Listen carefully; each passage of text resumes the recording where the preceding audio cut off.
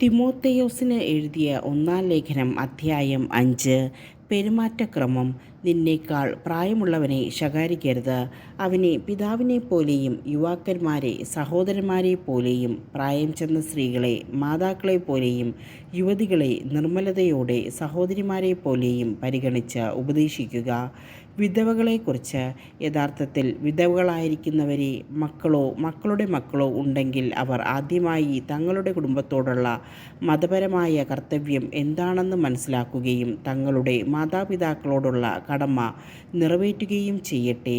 അത് ദൈവത്തിൻ്റെ മുമ്പിൽ സ്വീകാര്യമാണ്. ഏകാകിനിയായ ഒരു യഥാർത്ഥ വിധവയാകട്ടെ ദൈവത്തിൽ പ്രത്യാശ അർപ്പിച്ചുകൊണ്ട് അപേക്ഷകളിലും പ്രാർത്ഥനകളിലും ദിനരാത്രങ്ങൾ ചെലവഴിക്കുന്നു. എന്നാൽ സുഖാനുഭവങ്ങളിൽ മുഴുകിയിരിക്കുമ്പോൾ ജീവിച്ചിരിക്കുമ്പോൾ തന്നെ മരിച്ചു കഴിഞ്ഞിരിക്കുന്നു. അവർ കുറ്റമറ്റവരായിരിക്കാൻ വേണ്ടി നീ ഇതെല്ലാം അവരെ ഉദ്ബോധിപ്പിക്കുക. ഒരുവൻ തൻ്റെ സ്വന്തക്കാരുടെയും പ്രത്യേകിച്ച് തൻ്റെ കുടുംബത്തിൻ്റെ ആവശ്യങ്ങൾ നിറവേറ്റുന്നില്ലെങ്കിൽ അവൻ വിശ്വാസം ത്യജിച്ചവനും അവിശ്വാസിയേക്കാൾ ഹീനനുമാണ്. 60 വയസ്സിൽ കുറയാതെ പ്രായമുള്ളവളും ഒരുവൻ്റെ മാത്രം ഭാര്യയായിരുന്നവളുമായ സ്ത്രീയെ മാത്രമേ വിധവകളുടെ ഗണത്തിൽ ചേർക്കാവൂ.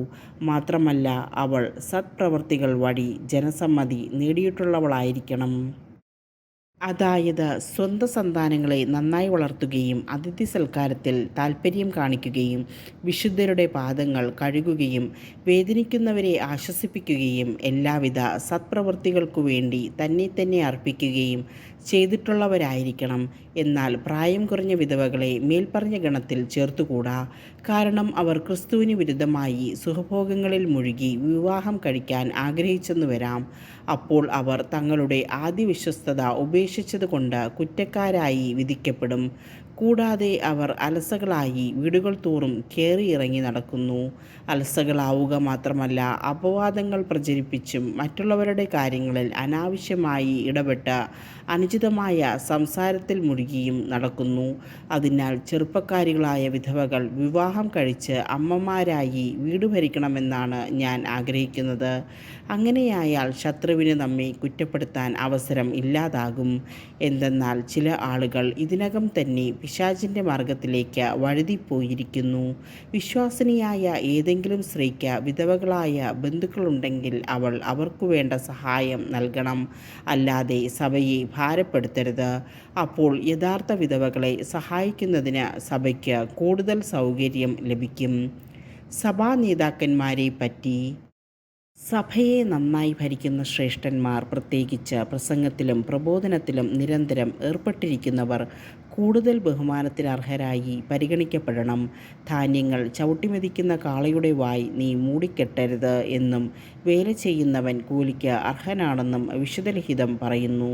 2 or 3 സാക്ഷികളുടെ മൊഴി കൂടാതെ ഒരു ശ്രേഷ്ഠനെതിരായുള്ള എന്തെങ്കിലും ആരോപണം സ്വീകരിക്കരുത്.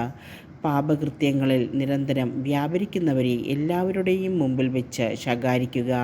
മറ്റുള്ളവരിൽ ഭയം ജനിപ്പിക്കാൻ അത് സഹായിക്കും. ഈ നിയമങ്ങൾ മുൻവിധിയോ പക്ഷപാതമോ കൂടാതെ പാലിക്കാൻ ദൈവത്തിൻ്റെയും യേശുക്രിസ്തുവിൻ്റെയും തിരഞ്ഞെടുക്കപ്പെട്ട ദൂതന്മാരുടെയും മുമ്പാകെ ഞാൻ നിന്നെ ചുമതലപ്പെടുത്തുന്നു. ആർക്കെങ്കിലും കൈവയ്പ് നൽകുന്നതിൽ തിടുക്കം കൂട്ടുകയോ മറ്റൊരാളുടെ പാപങ്ങളിൽ പങ്കുചേരുകയോ അരുത്. നീ വിശുദ്ധി പാലിക്കണം. വെള്ളം മാത്രമേ കുടിക്കൂ എന്ന നിർബന്ധം വിടുക. നിന്റെ ഉദരത്തെയും നിനക്ക് കൂടെ ഉണ്ടാകാറുള്ള രോഗങ്ങളെയും പരിഗണിച്ച് അല്പം വീഞ്ഞ് ഉപയോഗിച്ചു കൊള്ളുക. ചിലരുടെ പാപങ്ങൾ നേരെ ന്യായവിധിയിലേക്ക് നയിക്കും വിധം പ്രകടമാണ്. മറ്റു ചിലരുടെ പാപങ്ങളാകട്ടെ കുറേ കഴിഞ്ഞേ വെളിപ്പെടുകയുള്ളൂ. അതുപോലെ തന്നെ സത്പ്രവൃത്തികളും പ്രകടമാണ്, അഥവാ സ്പഷ്ടമല്ലെങ്കിൽ തന്നെയും അവയെ മറച്ചുവെക്കുക സാധ്യമല്ല.